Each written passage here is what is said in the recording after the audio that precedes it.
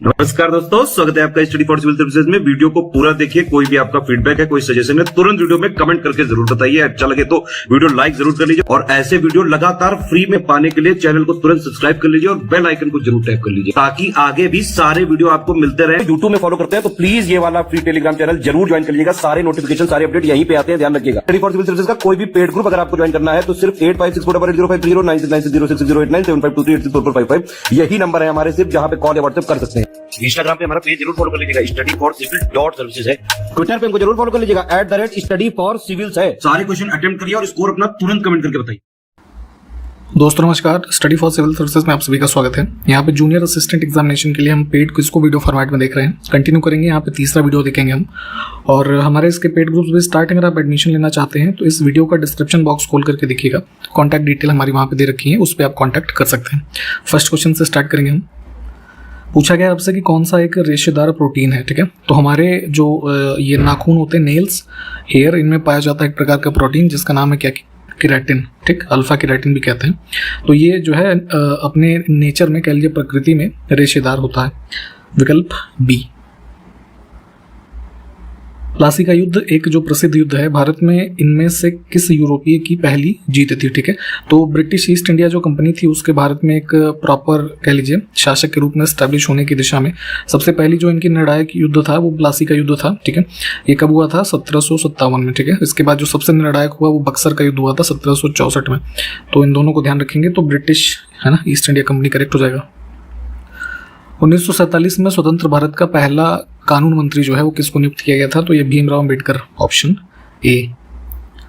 इसमें देखें, प्रथम मैसूर युद्ध 1767 से 69 के मध्य अंग्रेज तथा हैदर अली के बीच लड़ा गया और किस संधि के द्वारा इसकी समाप्ति हुई? तो देखेंगे फर्स्ट एंग्लो मैसूर वॉर जो हुआ, यहाँ पे टाइम पीरियड ध्यान दीजिएगा, ये पूछ लिया जाता है। और इसके बाद जो है यहाँ पे ट्रीटी ऑफ मद्रास हुई थी, ठीक है, 2 अप्रैल 1769 को, ठीक। इसके माध्यम से जो पहला मैसूर आंग्ल जो युद्ध है ये समाप्त हुआ। इसमें देखिए, कांग्रेस ने पहली बार भारतीय रियासतों के प्रति अपनी नीति की घोषणा किस अधिवेशन में की थी? इंडियन नेशनल कांग्रेस की बात हो रही है। 1920 में नागपुर सेशन हुआ था। वहां पे जो उस समय के प्रिंसली स्टेट्स थे तो उनके लिए रिस्पॉन्सिबल गवर्नमेंट उनके पर्टिकुलर स्टेट में ग्रांट करने के लिए यहाँ पे जो इनकी नीति थी इसकी घोषणा की गई थी। तो ध्यान रखेंगे विकल्प डी।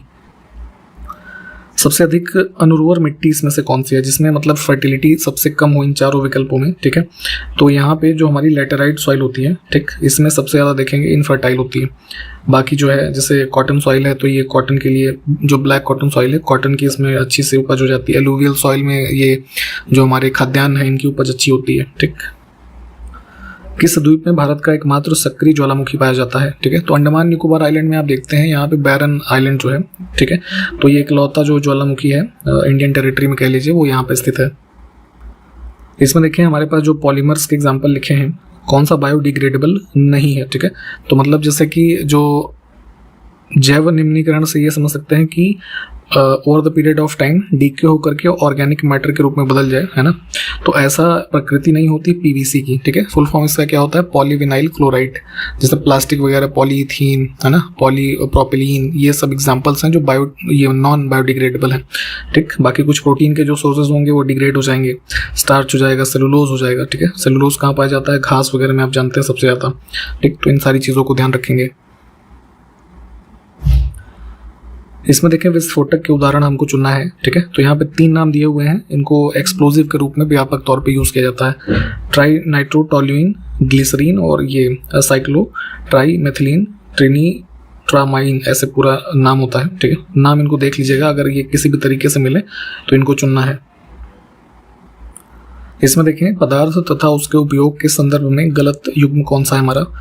तो चांदी जो है, इलेक्ट्रिक बल्ब में इसका कोई उपयोग नहीं होता। जो पहले, अब तो खैर ये CFL वगैरह आ गए, पहले इलेक्ट्रिक बल्ब होता था जो येलो कलर की लाइट देता था, तो उसका जो फिलामेंट बना होता था जहाँ से ये गर्म होकर के रोशनी निकलती थी, ठीक है। तो मेटल होता था हमारा जो ये टंगस्टन, इसको ध्यान रखेंगे, ये पूछा जाता है, इससे बना होता था।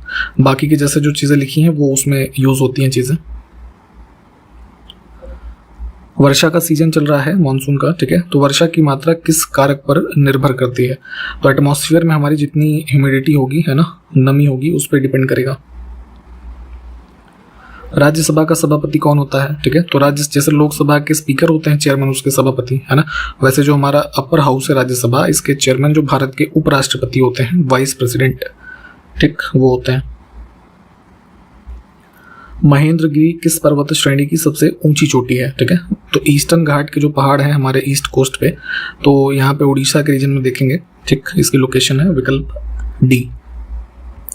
1919 में हुए जलियांवाला बाग हत्याकांड का दोष ब्रिटिश सेना के किस जनरल पर था। तो जब अमृतसर में आप जानते हैं जलियांवाला बाग हत्याकांड हुआ था, जिसमें जनरल डायर ने निहत्थे लोगों पर गोलियां चलवाई थी, और डेट ये पूछी जाती है 13 अप्रैल 1919, ठीक। अमृतसर शहर में जलियांवाला बाग कांड हुआ था। क्यों हुआ था? लोग वहां पे विरोध कर रहे थे जो रॉलेट एक्ट आया था उसके अगेंस्ट में, ठीक। ध्यान रखेंगे इन सारी चीजों को। अगला है गीतांजलि पुस्तक इसमें से किसने लिखी है, ठीक। तो हमारे ये जो थे रविन्द्रनाथ टैगोर जी, इनकी प्रमुख पुस्तक है। इसमें देखें किसने प्रदर्शित किया कि समान ऊंचाई से गिराए जाने पर विभिन्न द्रव्यमान की वस्तुएं एक साथ जमीन पर पहुंचेंगी। तो गैलीलियो गैलीली ने कॉन्सेप्ट दिया था, ठीक है। जैसे दो ऑब्जेक्ट हैं, मान लीजिए आप 100 मीटर ऊपर ले जा करके, है ना, बेशक दोनों का जो है हमारा मास डिफरेंट हो, ठीक, उसको आप गिराएंगे तो दो के दोनों जो है एक साथ जमीन के स्तर पर पहुंचेंगे। तो ये ध्यान रखेंगे। इसमें देखें आरबीआई यानी कि रिजर्व बैंक ऑफ इंडिया की मौद्रिक नीति का एक साधन क्या नहीं है। तो जो बैंक दरें होती हैं या जो ब्याज की दर वगैरह होती है, उन सबको मैनेज करने के लिए जो मॉनेटरी पॉलिसी बनाई जाती है भारत में, वो आरबीआई बनाती है। इस चीज़ को ध्यान रखेंगे। तो उसके कुछ कंपोनेंट होते हैं जैसे LAF, CRR, repo rate, GST जो है ये एक प्रकार का टैक्स होता है इनडायरेक्ट, जो भारत सरकार लगाती है। सुप्रीम कोर्ट भारत का जो है उसकी स्थापना की तिथि बतानी है, ठीक। तो आज़ादी के बाद कॉन्स्टिट्यूशन अडॉप्ट हुआ और उसके बाद जो हमने पहला रिपब्लिक डे मनाया, तो वही डेट है इसकी भी, 26 जनवरी 1950 न्यू दिल्ली में इसको एस्टैब्लिश किया गया।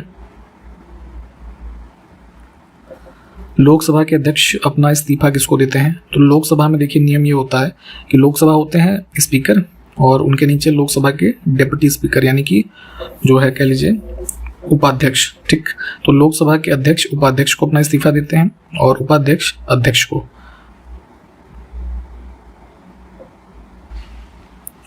सर्दियों के मौसम में आपने स्मॉग की घटना को देखा होगा। क्या होता है? स्मोक प्लस फॉग, है ना। तो ये किसकी वायुमंडलीय उपस्थिति के कारण ऐसा होता है या स्मॉग बनता है। तो एटमॉस्फेयर में क्या होता है कि हमारे ये नाइट्रोजन और सल्फर के ऑक्साइड्स होते हैं, ठीक है। ये जब प्रतिक्रिया करते हैं एयर से और यहाँ पे फॉग के साथ मिलकर के स्मॉग की घटना बनाते हैं। इसमें देखें किसके संदर्भ में पायरोलिसिस और प्लाज्मा गैसिफिकेशन शब्दों का उल्लेख किया गया है, ठीक है। तो ये बेसिकली हमारे टर्म्स होते हैं वेस्ट से एनर्जी प्रोड्यूस करने वाली टेक्नोलॉजी से संबंधित।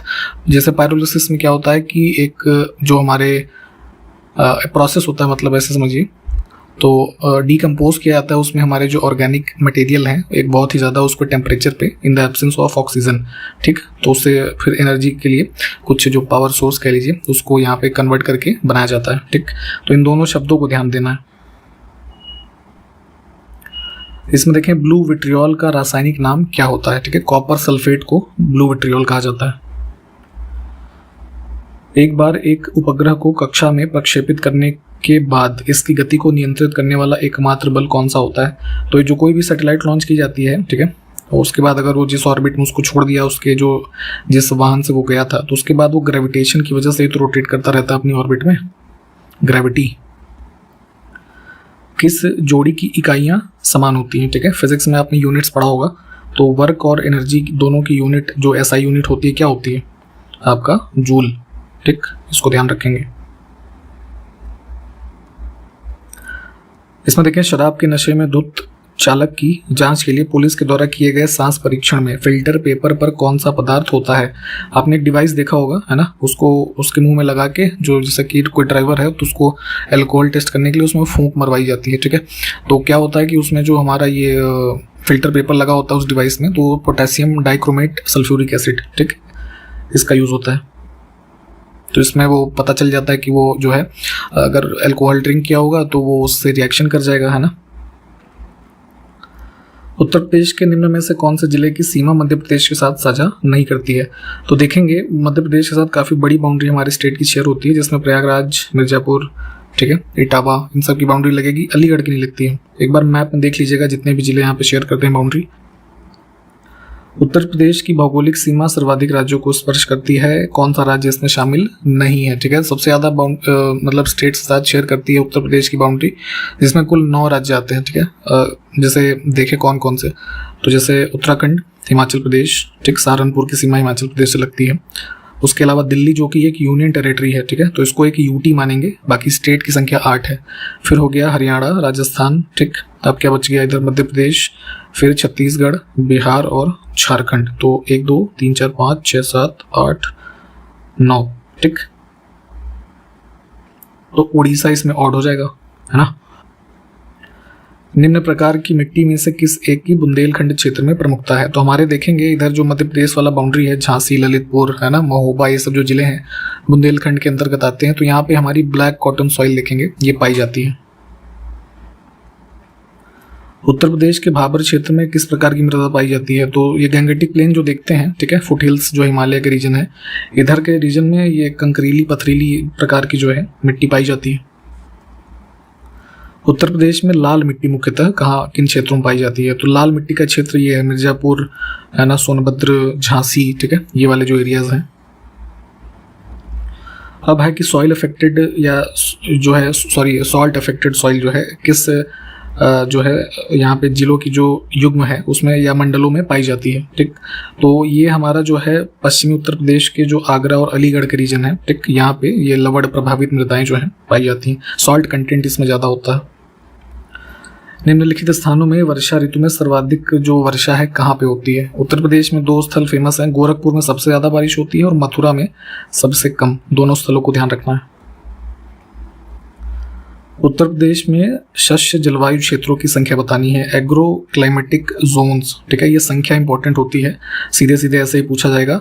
9 है कुल, ठीक है, एक बार चाहे तो एक बार 9 की लिस्ट सर्च करके देख लीजिएगा। ऐसी मृदा जिसमें मुख्य रूप से पोटाश की कमी है उत्तर प्रदेश के किस जिले में पाई जाती है? तो पोटाश की कमी वाली जो ऐसी मिट्टियां हैं इसको ऊसर या फिर रेह कहा जाता है, इसको ध्यान दे देना है। और हमारे जो पूर्वी जिले हैं जैसे जौनपुर, आजमगढ़, मऊ, है ना, इन सब में ये मिट्टियां पाई जाती हैं। अष्टप्रधान का गठन किसने किया था? ठीक है, तो जैसे वर्तमान में काउंसिल ऑफ मिनिस्टर्स होती है केंद्र सरकार में, राज्य सरकारों में, वैसे ही 8 प्रमुख मंत्रियों की एक काउंसिल बनाई थी छत्रपति शिवाजी महाराज ने, ठीक है, मराठा साम्राज्य में। और जैसे इसी में से एक टर्म और ध्यान दीजिएगा कि अष्ट दिग्गज, एक टर्म ये है, ये क्या होता है पूछा जाता है एग्जाम में। तो विजयनगर साम्राज्य में जो कृष्णदेव राय शासक थे उनके 8 ये तेलुगु कवि होते थे, है ना, उनको अष्टदिग्गज कहा जाता था उस टाइम पे। दोनों शब्दों को ध्यान रखेंगे, अष्टदिग्गज और अष्टप्रधान। अब रीजनिंग के कुछ क्वेश्चंस को देखेंगे। एक निश्चित कूट भाषा में एक शब्द है डिवाउट, इसको क्या, ये जो कोड लिखा है ये लिखा गया है। और दूसरा है ब्लेम्ड, इसको ये लिखा गया है। तो उसी भाषा में जो है स्वीट को कैसे लिखा जाएगा? तो अगर आप ध्यान से देखेंगे, हमने आपको पहले बताया है कि ABCD के जितने नंबर हैं प्लीज उसको याद कर लीजिएगा, वो याद होगा तो एकदम क्वेश्चन फटाफट हो जाएगा, ठीक है। तो जैसे A का कोड होता है 1, B का 2, तो इस प्रकार से अगर हम देखेंगे तो यहाँ पे पैटर्न क्या बन रहा है, D है तो D के बाद जो है E और F, यानी कि +2 करके यहाँ पे F लाया गया, ठीक है, पहले वाले पेयर में हम देख रहे हैं।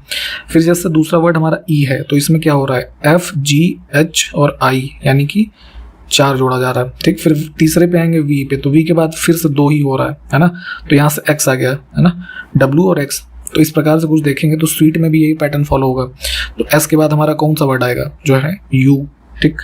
और उसके बाद फिर W है तो W के बाद 4 जोड़िए तो X, Y, Z और फिर A, तो U और A, है ना। तो ये 2 तो वैसे कट गए, 2 बच गए, ठीक है। फिर तीसरे का देख लीजिए E के बाद, तो E के बाद क्या आएगा हमारा, F और G, है ना, तो UAG। तो ये तीसरा वाला उत्तर हमारा देखिए यहाँ से मिल गया। ये उसी का इंग्लिश में है, इसको भी देख लीजिए। एक क्वेश्चन है सीरीज, क्वेश्चन मार्क पे क्या आएगा ये देख लेते हैं। तो 56 में से 8 घटाएंगे तो 46 आ जाएगा, ठीक है। फिर 46 में से 10 घटाएंगे तो 34 आ जाएगा। फिर 34 में से 8 घटाएंगे, है ना, तो फिर 26 आएगा। तो मतलब पैटर्न समझ गए होंगे कि आप -8, -10 फिर -8 ऐसे हो रहा है। तो 14 में से देखेंगे क्या घटाना पड़ेगा हमें, जो है 8, है ना, 8 का पोजीशन यहाँ पे आएगा, तो 6 उत्तर हो जाएगा हमारा। इसमें देखें जिस प्रकार कोरियोग्राफर, यानी कि जो डांस सिखाने के एक्सपर्ट होते हैं उनको कोरियोग्राफर कहा जाता है, ठीक।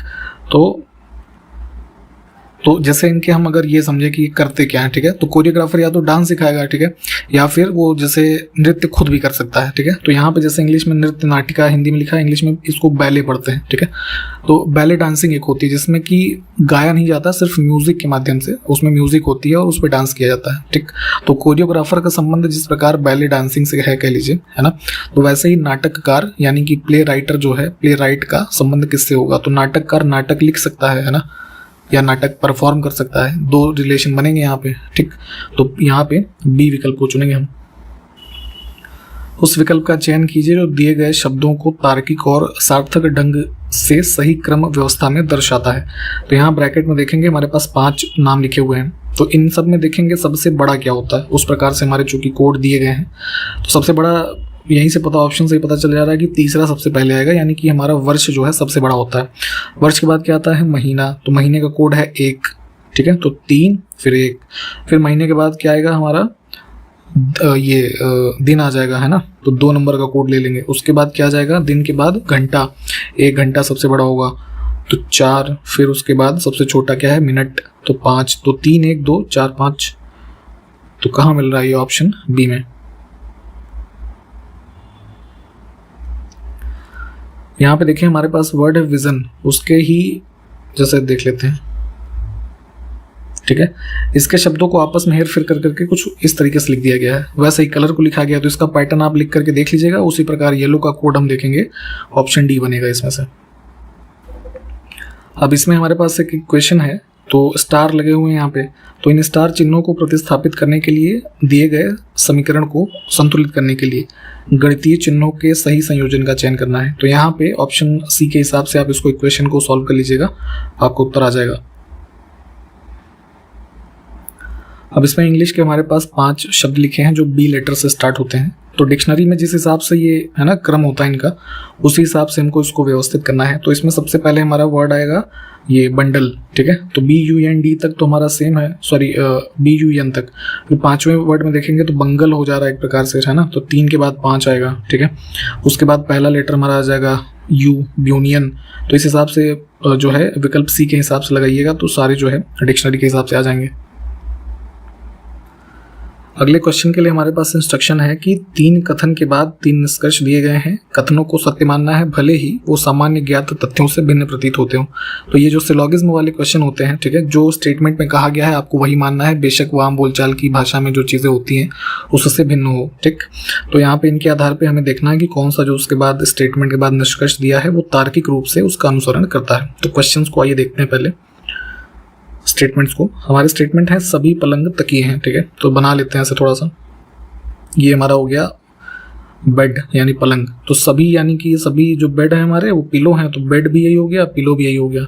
अब कहा गया है कि कोई भी तकिया कुर्सी नहीं है ना, तो अब इन दोनों से अलग ही रिलेशन है, क्योंकि ये जो है सॉरी इसमें पिलो भी कवर हुआ है, तो पिलो कोई भी चेयर नहीं है ना। तो क्या होगा, हमारा चेयर का जो है सर्कल अलग से हम बना लेंगे, ठीक, ये हो गया हमारा चेयर।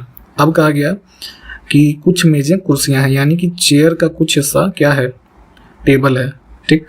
अब कंक्लूजन इसके आधार पे हम फिगर के आधार पे देखेंगे। पहला कंक्लूजन है कुछ मेज तकिए हैं, तो यानी कि कुछ मेज यानी ये वाले, और क्या है तकिया, तो पिलो और यहाँ पे टेबल का हमारा सर्कल इंटरसेक्ट कहीं हो ही नहीं रहा है, तो ये स्टेटमेंट गलत हो गया, सॉरी कंक्लूजन। फिर है कि कुछ पलंग मेजें हैं, तो यहाँ पे बेड और मेज यानी टेबल, तो ये भी इंटरसेक्ट नहीं है, तो दूसरा भी हमारा नहीं फॉलो कर रहा है। तीसरा है कोई भी पलंग कुर्सी नहीं है, यानी कि कोई भी हमारा जो बेड है वो चेयर नहीं है, तो बेड का सर्कल अलग है हमारा, चेयर का अलग है, तो जाहिर सी बात है दोनों आपस में रिलेटेड नहीं है। तो ये कंक्लूजन हमारा ठीक है कि जाहिर सी बात है no bed is a chair. तो कंक्लूजन सिर्फ तीसरा हमारा फॉलो हो रहा है। यहाँ पे देखें ऑप्शन डी। इन क्वेश्चंस की थोड़ी प्रैक्टिस करके जाइएगा एग्जाम से पहले। अब हिंदी के कुछ क्वेश्चंस को देखेंगे। समूहवाचक संज्ञा बताना है, ठीक है। तो समूहवाचक यानी कि ग्रुप के रेफरेंस में रेफर किया जाता है पुलिस को, ठीक है। अपने आप में एक बहुवचन टाइप की चीज़ होती है, और इस जब भी आप देखेंगे कि कोई भी कार्य अगर माना जा रहा है कि वो पुलिस कर रही है, तो जाहिर सी बात है वहाँ पे अ ग्रुप ऑफ पीपल है ना, समूह में लोग हैं, तो उस हिसाब से हमारा ये शब्द जो है समूहवाचक संज्ञा का उदाहरण है। इसमें देखें यम का पर्यायवाची कौन सा शब्द नहीं है, ठीक है। तो भानुजा जो विकल्प ए में लिखा है ये गलत हो जाएगा। भानुजा हमारा पर्यायवाची होता है यमुना जो नदी होती है, तो यमुना, भानुजा, इसके अलावा कालिंदी, अर्कजा, ठीक है। तो ये सब सारे उसके नाम है, बाकी के 3 विकल्प इसमें देख लीजिए सही है। चंद्रमा का पर्यायवाची कौन सा शब्द इसमें नहीं है? तो चंद्रमा के पर्यायवाची एकापति, विदु, हिमकर, द्विज, रजनीश ये सब होते हैं। यहाँ पे जो द्युति होता है ये बेसिकली प्रकाश के लिए यूज करते हैं, ठीक है, प्रकाश का पर्यायवाची होता है। अनल, अनिल का सही अर्थ बताना है। 2 शब्द हैं युग्म में, तो अनल का अर्थ होता है आग, आग का पर्यायवाची है ये, और अनिल का होता है वायु यानी हवा। अगला है कोश तथा कोश का सही अर्थ बताना है, ठीक है। तो देखिए जो पहला कोश है, तो जैसे हिंदी की डिक्शनरी होती है तो उसको क्या बोलते हैं? शब्दकोश, ठीक। तो शब्द का संग्रह हो जाएगा वो। दूसरा है कोश यानी कि जो पैसा वैसा रखा जाता है, खजाना, उसके लिए यूज करेंगे। अब देखें इसमें जल का पर्यायवाची कौन सा है, ठीक है। तो जल यानी पानी, इसका सलिल होता है, ठीक है। इसके अलावा जैसे वारी, नीर, तोय, उदक, अम्बु, वाय, अमृत, है ना, मेघ, पुष्प, ये सारे शब्द होते हैं। मतलब ये पर्यायवाची की लिस्टिंग पढ़िए एक बार। इसमें देखें पुरुषवाचक सर्वनाम कितने प्रकार के होते हैं, ठीक।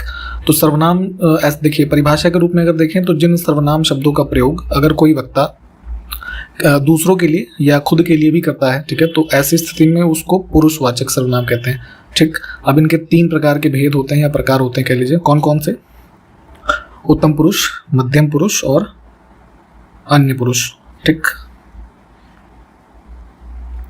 आगे है क्रिया विशेषण कितने प्रकार के होते हैं, ठीक है। देखिए इन चीज़ों के बारे में प्लीज़ डिटेल में थोड़ा एक बार पढ़ के जाइएगा, क्योंकि क्या पूछ लिया जाएगा पता नहीं है, ठीक है। तो अगर हम अर्थ के आधार पर क्रिया विशेषण के भेद देखें तो 4 प्रकार के होते हैं। कौन कौन से?